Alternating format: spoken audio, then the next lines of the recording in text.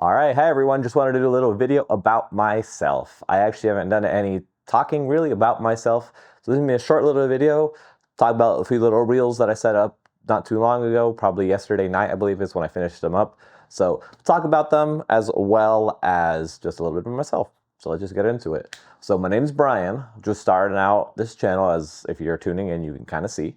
So just to give a little background about myself, I am a pretty much freshwater SoCal fisherman. And honestly, even that would be kind of a stretch in my opinion to call me, because it's kind of limited to really just fishing for stocked trout. And some lakes have some natural trout sources, but down here in Southern California, just really don't have that many good sources of just not stocked lakes if you're going for trout. With that being said, I know there's like Lake Silverwood, you got some striped bass up there and stuff like that going on, catfish, certain things like that. But for the most part, just done trout fishing myself. So honestly, don't consider myself that experienced. With that being said, I have been doing it for about 5-6 years now. So depends how you want to look at it. I still consider myself a real beginner, honestly. Still learning. Like I just learned how to tie the arbor knots for my reels. I was just tying overhand knots on the back and side of it for the mono backer, and then just rolling with like that. And it worked, sure, but it technically could be better. So that's what I did. With that all said, I just recently, about last year, end of summer, got into saltwater fishing. Got my setups, got my rods, got a couple reels, set it up so I could get out there, as well as I also got a kayak. I do plan on doing some slight offshore kayak fishing at some point.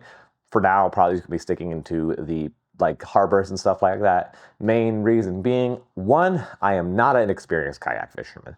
So that is something that is very important to that, because it's dangerous out there. I don't really want to die, go figure. So it's one of those things that I would love to be going out with other people doing it, but honestly, it's kind of hard to find people, at least time-wise, frame-wise, like planning and setting things up. And sometimes people flake and certain things like that. And I don't really know anyone personally who does those things. So if anyone knows anyone or wants to show me the ropes or anything like that, feel free to contact me, hit me up, leave a comment. I will definitely get back to you, because I'm all for it.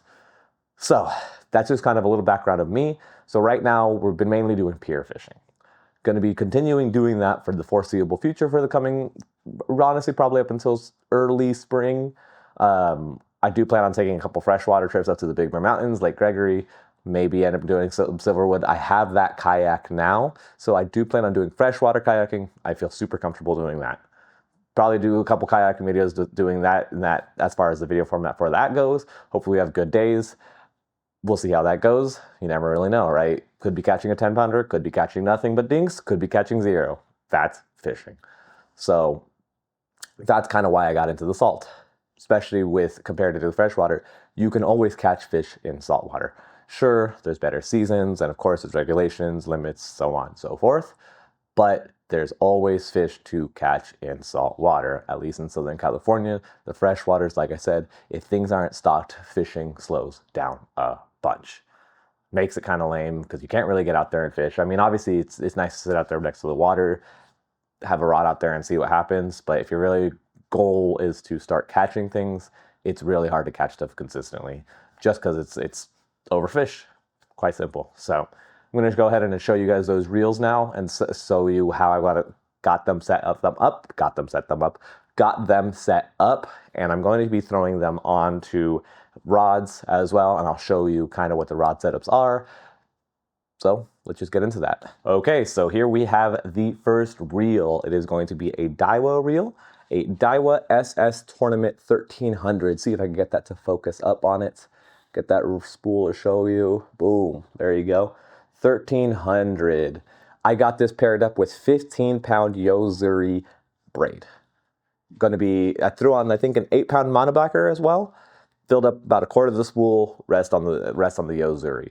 With that being said, obviously I'm going to be tying off a leader, either mono or fluoro. I haven't quite decided if this reel is going to be just salt or just salt, a combination of salt and freshwater. Haven't quite decided. Obviously saltwater causes a lot more corrosion to reels, and this is an older reel, and honestly I love how it looks. I love how these old school reels look, how these old school reels perform. So I kind of want to keep it freshwater just so I can make sure it stays lasting longer and I don't have to worry about the corrosion and salt.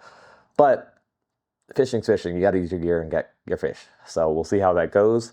But we're going to be pairing that onto a medium rod. That medium rod is going to be, can't really catch the entire rod right here, but that's going to be it. It is a, forget the exact details of it, it's going to be a 6'6" medium action rod. So that's kind of what I'm going to be putting that one onto.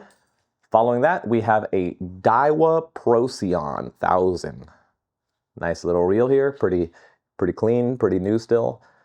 Neither of these reels are brand new. These were all secondhand, but as you can see, they're all both in pretty good condition. Very minor, if any, scratches or dings.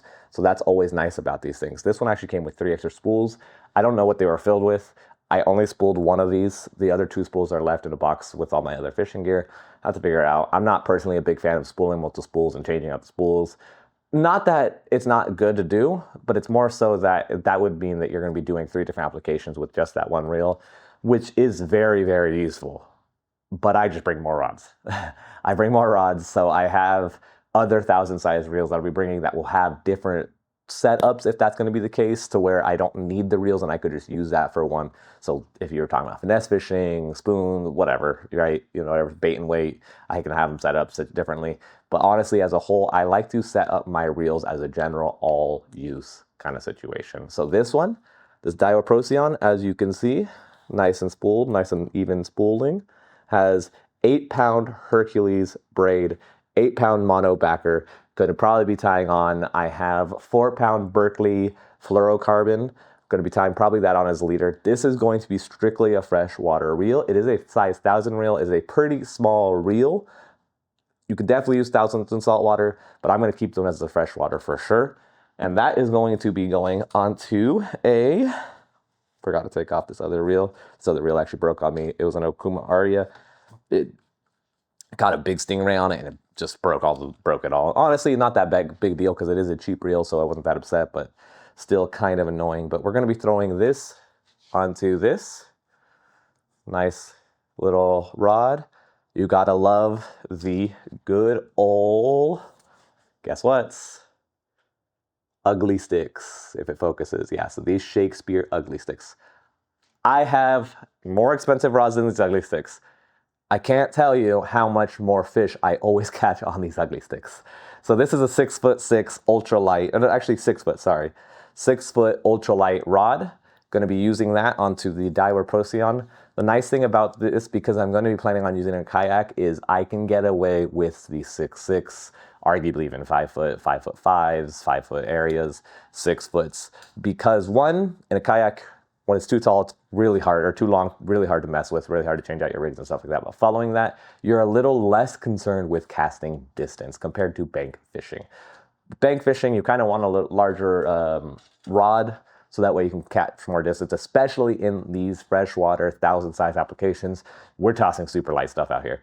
Tossing 1/64, 1/32 for mini jigs. So really light stuff. The heaviest I really toss out, honestly, is maybe ½ ounce.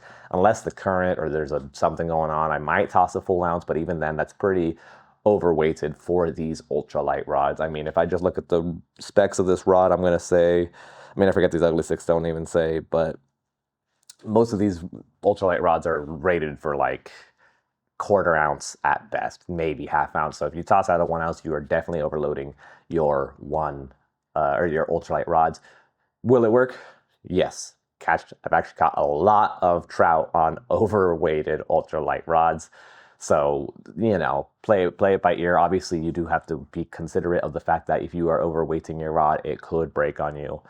I've never had any bad luck with that personally. Obviously, it's going to affect how you cast, and it's not rated for that, so it messes things up as far as that goes. But at the end of the day, if you're catching fish, you're catching fish. So you work with what you have at the time. It is just kind of what it is as far as that goes. So that's going to be it for this video. It was just a short little video to talk about myself, kind of plans for the channel, kind of go over these 2 little reels that I got, these 2 Daiwa reels. They're my first Daiwa reels, so I'm excited to get into using them. I've only used mainly Shimano reels and a couple Penn reels. So far, gotta say, I've really liked my Shimano reels. Gonna try out these Daiwa reels. I honestly expect them both to perform pretty well as far as how they work and the applications I want them for.